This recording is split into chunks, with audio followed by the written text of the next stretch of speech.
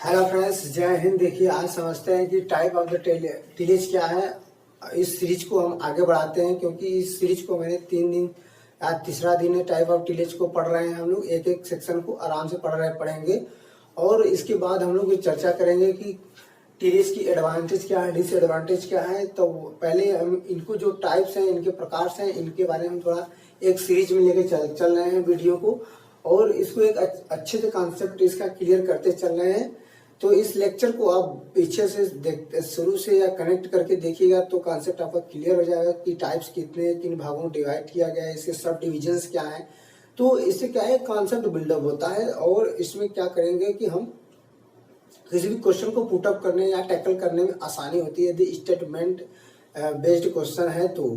क्योंकि अब के क्वेश्चंस में क्या हो रहा है कि पहले के अपेक्षा जो फैक्ट में क्वेश्चन पूछे जाते हैं तो वो नहीं पूछता है, अब स्टेटमेंट बेस्ड क्वेश्चन करके पूछ रहा है। यदि आपको कॉन्सेप्ट क्लियर है तभी आप क्वेश्चन को टैकल कर पाएंगे।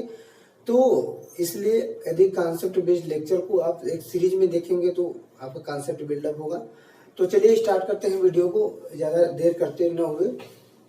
तो हम लोगों ने पिछली वाली कल वाली क्लास में या पिछली वाली वीडियो में हम लोगों ने देखा था कि जो ऑन सीजन्स या ऑफ सीजन्स टीलेज जो टाइप के, मैं थोड़ा बताना चाहूंगा कितने प्रकार से हैं, थोड़ा रिपीट कर देना चाहूंगा। टीलेज को 3 भागों में बांटा गया है: on season tillage, off season tillage and special tillage. Special, और मैंने हम लोगों ने क्या बोला कि ऑन सीजन टीलेज पढ़ लिया था, ऑफ सीजन टीलेज पढ़ लिया था। ऑन सीजन टीलेज में 2 प्रकार से बांटा गया था: preparatory tillage and inter tillage. Preparatory tillage को 2 भागों में बांटा गया था: प्राइमरी टीलेज, सेकेंडरी टीलेज। और ये आपका क्लियर हुआ। ऑफ सीजन को 4 भागों में बांटा गया था: post harvesting tillage, summer tillage, winter tillage, fallow tillage. आज हम चर्चा करेंगे कि स्पेशल टीलेज क्या है, स्पेशल टीलेज के अंतर्गत कौन आते हैं। इनमें जो भी टीलेज आएंगे उसको हम इंट्रोड्यूस करेंगे, उनको बताएंगे इनके क्या रोल्स हैं। यदि वह यदि अच्छा बेटर टीलेज है तो उसको हम स्पेशली 1 क्लास में लेके आएंगे। क्योंकि कुछ इसमें टीलेज जो स्पेशल टीलेज के अंतर्गत है जो काफ़ी अच्छे हैं, काफ़ी अच्छे लेवल से प्रश्न उसमें पूछे जाते हैं और इसमें टिप्पणियाँ भी लिखी जाती हैं। तो ऐसे इस क्वेश्चन को इस वीडियो में इंक्लूड करना अच्छा नहीं होगा, तो इसको हम इंट्रोड्यूस इसमें करेंगे। तो चलिए स्टार्ट करते हैं, स्पेशल टीलेज क्या है। तो ये तो हम लोगों ने पढ़ लिया था off season tillage, on season tillage. तो आज हम देखेंगे स्पेशल टीलेज के अंतर्गत कौन कौन आते हैं। ठीक,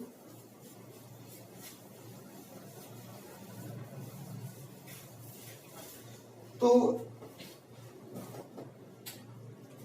ये है हमारा special tillage. Okay, special tillage के अंतर्गत फर्स्टली यदि हम देखते हैं, अब मैं इसको क्लीन करना चाहूंगा ऑफ सीजन टीलेज को, ऑन सीजन टीलेज को। ठीक, इसे हम क्लीन करना चाहेंगे और स्पेशल टीलेज के बारे में हम पढ़ेंगे। ठीक,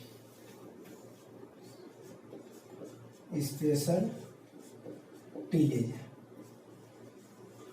स्पेशल टीलेज। ठीक, ये हो गया हमारा स्पेशल टीलेज। अब देखिए, इसको कई भागों में डिवाइड किया गया है। कुछ पर्पज के उद्देश्य से, अलग अलग के पर्पज से क्या है, स्पेशल इसके वर्क्स क्या है, इसके काम क्या है। तो इन सभी को हम अलग अलग भागों में डिवाइड करके पढ़ेंगे। तो चलिए देखते हैं पहला क्या है हमारा। पहला क्या है, सब सॉइलिंग टीलेज। सब सॉइलिंग टीलेज। सब सॉइलिंग टीलेज का मतलब क्या होता है कि अक्सर हम लोगों ने देखा होगा कि जो भूमियां अक्सर 3 से 4 वर्ष या पुरानी होती हैं, उस पर खेती नहीं की जाती है, तो उसमें लेयर, एक नीचे क्या होता है, layer by layer hard pan बन जाती है। मतलब एक कड़ी परत बन जाती है जिसको तोड़ना, यदि खेती के लिए उसे उपयोग में ला रहे हैं तो यदि उसे हम नहीं तोड़ेंगे तो वो हमारी क्या है कि जो भूमि में जो नमी एब्जॉर्ब करने की क्षमता होती है वो कम हो जाती है, और जो सॉल्ट्स होते हैं कुछ जो नीचे लीच कर चले जाते हैं वो वहीं पे बने रहते हैं और हमारी भूमि रेतीली हो जाती है, ऊसर में कन्वर्ट होना स्टार्ट हो जाती है, क्षारीय भूमि में।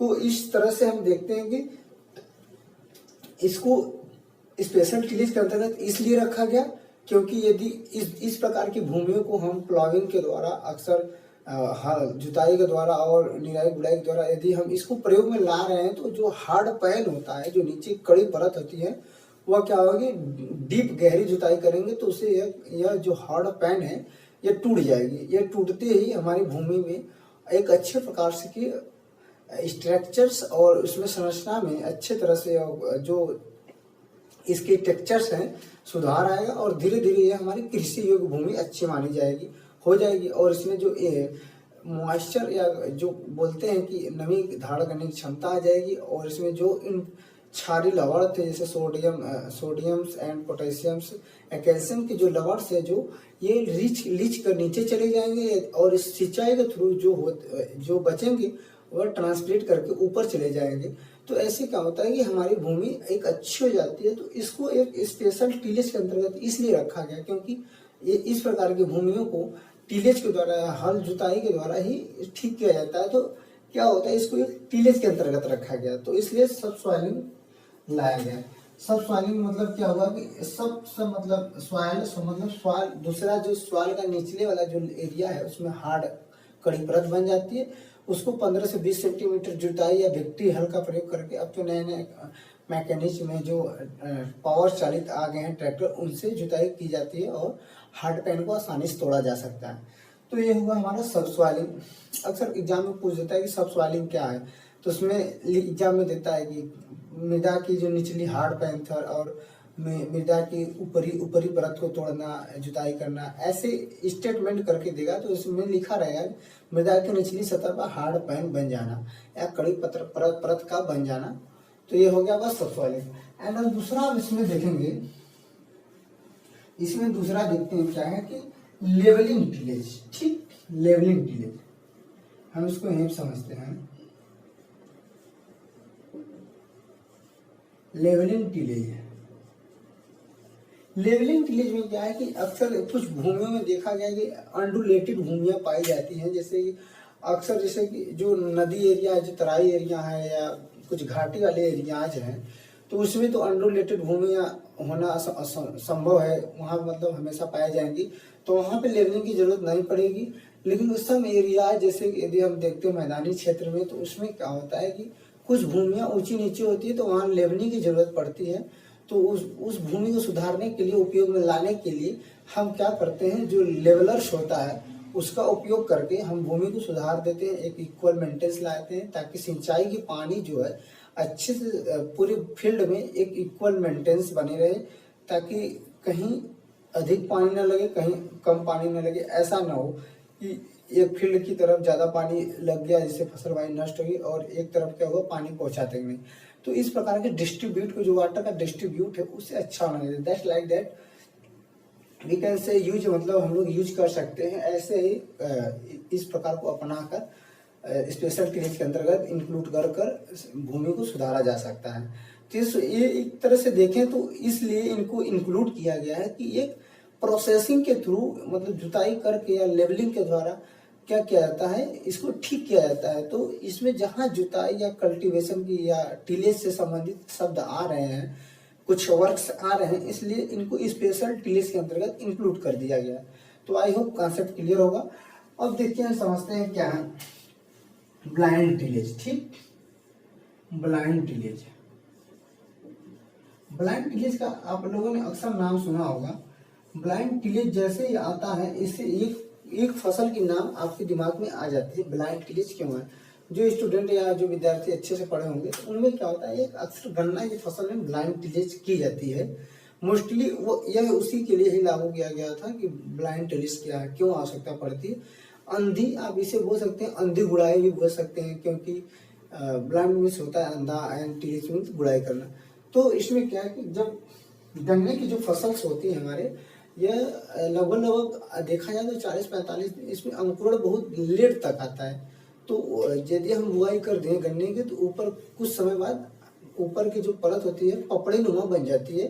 तो यदि गन्ना हमारा जर्मिनेट कर रहा है, तो उसे जो जर्मिनेशन हो के जो अंकुरण आ रहा है, वो जो हार्ड पैन ऊपर बन जाती है, तो वो रोक देता है आने के लिए। तो इसलिए वहाँ पे बुआई के 25 से 30 दिन बाद या 35 दिन बाद एक एक्यूरेट डाटा 25 यहाँ ले सकते हैं, 25 से 35 दिन तक। तो उसमें क्या है कि एक अंधी गुड़ाई की जाती है, जिससे ऊपर की भूमि टूटकर जो ऊपर की मृदाएं होती हैं भुरभुरी हो जाती हैं और जो इमर्ज कर रहा अंकुरण आसानी से ऊपर आ जाता है। इसलिए हमारी फील्ड जो हमारी फसल है अच्छी आएंगी, अच्छे से ग्रो कर जाती हैं। और कुछ स्पेशल फसल में हालांकि ऐसा नहीं है कि एक ही फसल के प्रॉपर उद्देश्य से बनाया गया है, लेकिन इसी और अदर फसलों में भी लागू किया जा रहा है आज के समय में। और यह मोस्टली ब्लाइंड टिलेज आपको क्लियर हुआ, समझे होंगे आई होप कि ब्लाइंड टिलेज क्या है। अंधी गुड़ाई मतलब जो फसलें अधिक देर तक अंकुरण जिन फसलों का अधिक देर समय तक या कई लगभग 40 से 45 60 दिन तक अंकुरण या ऊपर आने में समय लगता है, तो उससे 20 से 25 दिन के अंतर में अंधी गुड़ाई की जाती है ताकि अंकुरण अच्छे से आ सके। तो ये हो गया आपका अंधी गुड़ाई। अब देखिए अगला देखते हैं sorry cleaning tillage. Cleaning tillage क्या होता है? अक्सर जैसे कि देखा जाता है कि जैसे कुछ भूमियां ऐसी होती हैं जिसमें अधिक से अधिक जैसे कि जिसमें अधिक कई वर्षों से बुआई नहीं की जा रही है, तो उसमें क्या होता है कि घासें अधिक हो जाती हैं, बहुवर्षीय घास हो जाती हैं, कुछ ऐसी प्रकार की घासें हो जाती हैं जिसमें क्या होता है कि जिसको निकालना असंभव हो जाता है। उन प्रॉपर तो इसलिए इनको क्या टिलेज में इंक्लूड किया गया, इन क्लीनिंग टिलेज को, कि प्रॉपर उद्देश्य के थ्रू, प्रॉपर एम्स के थ्रू इनको लागू किया जाए। और क्या किया जाए कि ऐसे ही अगर 3-4 जुताई की जा रही है अच्छे से, तो ये हमारी जो क्लीनिंग से जो घासें हैं फील्ड से निकल जाएंगी और उसमें हमारा जो फील्ड है क्लीन हो जाएगा। और कुछ इसमें क्वेश्चंस पूछते हैं क्लीन क्रॉप्स कौन से हैं, तो आप उसमें एग्जांपल दे दीजिएगा। क्लीन क्रॉप्स में पोटैटो, मैज, ये 2 क्रॉप्स ऐसे हैं जो हमारी भूमि को क्लीन करते हैं। और एक एग्जांपल्स और पूछे जाते हैं कि गला घोटू आप बोल सकते हैं फसल के घास की गला घोटू फसल कौन है, तो उसमें अरहर ले सकते हैं, क्योंकि अरहर एक ऐसा फसल है जो अपनी नीचे अंदर उगने वाली घासों को मार देता है। उनकी यदि प्रकाश नहीं पहुंचेगा, वो ऊपर इतना छछड़ जाता है, उसकी पत्तियां इतनी ब्रॉड होती हैं कि प्रकाश उसके नीचे नहीं जाता, और उसके नीचे उगने वाली सभी घास है जो अबाउट उसमें प्रकाश के अभाव में मर जाते हैं। तो इस प्रकार के क्या हुआ आपका क्लीनिंग टिलेज। तो ये हो गया, मैंने बताया आलू और मेज ले सकते हैं क्लीनिंग क्रॉप्स के रूप में। और जो क्लीनिंग टिलेज है स्पेशल है, एक घासों को निकालने के लिए जो हमारे फील्ड में अधिक बहुवर्षीय ग्रासेस हो गए हैं जो जल्दी नहीं जाते हैं, उनको हटाने के लिए इस प्रकार के टिलेज को लाया गया। तो ये एक स्पेशल उद्देश्य के थ्रू लाया गया, इसलिए इनको स्पेशल टिलेज के अंतर्गत इंक्लूड किया गया है। अब देखते हैं हम मल्चिंग टिलेज। ठीक, मल्चिंग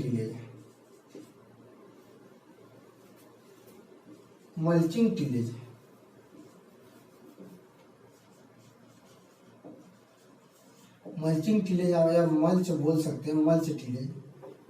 मल्च टिलेज में क्या होता है? मल्च टिलेज में जब भी हम देखते हैं तो इसमें एक प्रकार से इसे जुताई कर दिया गया फसलों की जुताई करने के बाद उसमें हम देखते हैं एक मल्च के रूप में थोड़ी सी जुताई करके उसको पाटा लगा दिया जाता है। तो ये जो टिलेज है, टिलेज का जो पाटा लगाना, जुताई करना एक टिलेज का पार्ट होता है। तो यदि हम नमी को अच्छे या लंबे समय तक या कुछ समय के लिए, जैसे हमारे पास यदि नमी हमारी ये सिंचाई कर दिया गया, फिर सिंचाई के बाद प्लाविंग किया गया, पाटा लगा दिया गया फसल को बोने के लिए, लेकिन कुछ कारणवश यदि हमारे पास बीज अवेलेबल उस समय नहीं हो पा रहा है, तो पाटा यदि हम लगा देते हैं तो 2 या 3 दिन तक हमारी कुछ लंबे समय तक नमी भूमि में संरक्षित रह जाती है। तो जब भूमि को एक नमी संरक्षित रहती है तो उसमें एक मल्च का काम करता है कि जो हमारी नमी है वह लॉसेस न हो पाए, नमी मेंटेनेंस बनी रहे।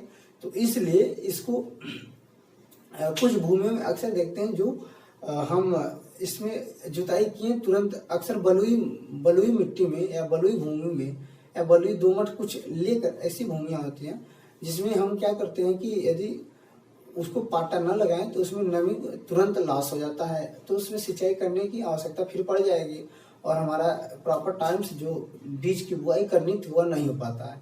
तो इसमें क्या होता है कि उसमें एक जुताई करने के बाद पाटा लगाया जाता है और पाटा लगाने के बाद एक मल्च का काम करता है जो लंबे समय तक नमी को संरक्षित रखता है। तो ये हुआ आपका क्लीन मल्चिंग क्रॉप। एंड अब देखते हैं कंटूर टिलेज। ठीक, कंटूर कांटूर टिलेज में क्या होता है, जैसे कि जो अनरूलेटेड भूमिया पहाड़ी एरिया में जो स्ट्रिप क्रॉपिंग खेती की जाती है, तो उसमें क्या होता है कि इस स्पेशल के थ्रू टिलेज किया जाता है, क्योंकि यदि ज्यादा टिलेज वहां पे हम करेंगे तो हमारी जो मृदा अपरदन है, एक तो ऊंची नीची भूमि है तो मृदा का अपरदन बहुत अधिक होगा, फसलें की जो जड़ें अधिक जल्दी से बाहर आ जाएंगी, यानी थोड़ा सा हवा चला तो हमारी फसलें नष्ट हो जाती हैं। तो इस प्रकार से वहाँ पे कंट्रोल टिलेज का एक ऑपरेशन थ्रू किया जाता है, और यहाँ पे उल्टा मतलब हल की जो ढाल के विपरीत दिशा में यह कंट्रोल टिलेज किया जाता है, ताकि मृदा का खिंचाव जो कि मृदा का जो कटाव होता है कम से कम किया जा सके।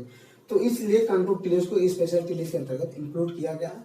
यदि इन सभी टॉपिक को एक एक लेके यदि हम चर्चा करेंगे तो बहुत लेंदी आपका वीडियो हो जाएगा, तो इसलिए हम इसको इंट्रोड्यूस करेंगे। जो इसमें से अच्छे होंगे ब्लाइंड टिलेज हो गया, जैसे अभी मिनिमम टिलेज अभी बताएंगे, तो इनको एक एक टिलेज लाएंगे अच्छे से प्रॉपर बताएंगे, उसमें हम बता देंगे। तो ठीक, और देखिए हम देखते हैं अब अगला क्या है, मिनिमम टिलेज। ठीक, हम यहीं पे लिखते हैं अगला क्या है, मिनिमम टिलेज। मिनिमम टिलेज देखिए, मिनिमम से क्या पता चला है, कम से कम।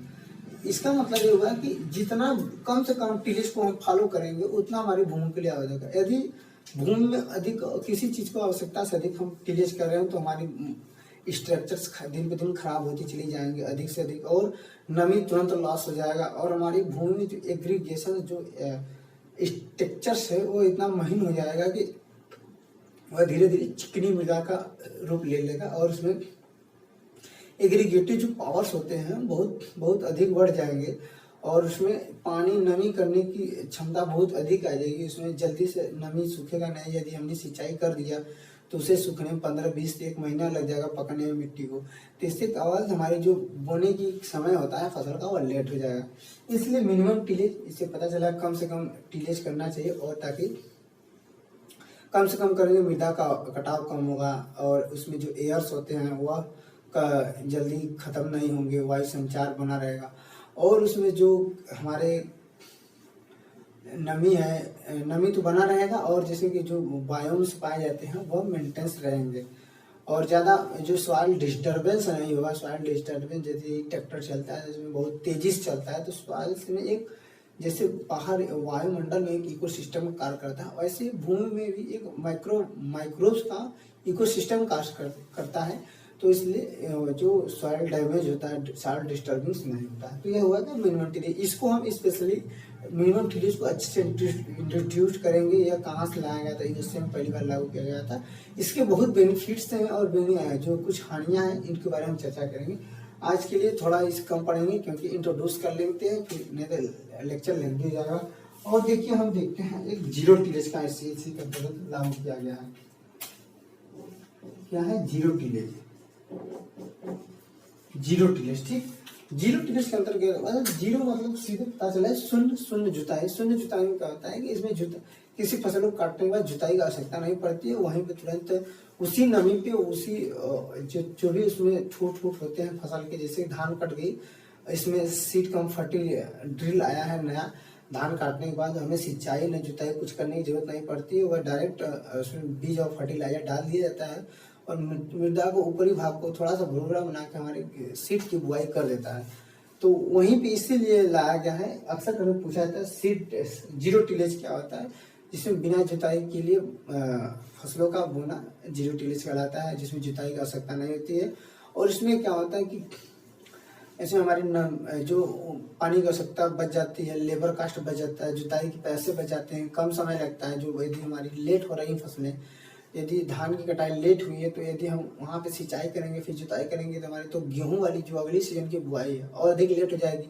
तो इसलिए इसको क्या करें, seed cum ferti seed drill आई है, जो कि नई बहुत अच्छी टेक्निक है, जो कि हमारे लेबर कास्ट बताता है और जुताई कास्ट बता देता है। जितने भी कास्ट होते हैं सब बच जाते हैं और नमी संरक्षित हो जाते हैं, पानी का भी पैसा बच जाता है। तो यह बहुत अच्छा बेनिफिट है। इसको यह हुआ जीरो टिलेज, मतलब बिना जुताई के अगली फसल को बो देना, फसल की कटाई के बाद अगली फसलों को बो देना बिना जुताई के, यह क्या है जीरो टिलेज। आई होप समझे होंगे, नहीं तो यदि इसको हम चर्चा करेंगे तो 1-1 घंटा का 0 टिलेज पे चला जाएगा, मिनिमम टिलेज पे चला जाएगा। तो इसलिए इसको हम एक स्पेशल ओनली वन क्लास में लेके आएंगे, डिस्कस करेंगे। आई होप कि आप समझे होंगे इस वीडियो को। मिलेंगे नेक्स्ट क्लास में, तब तक के लिए जय हिंद, धन्यवाद।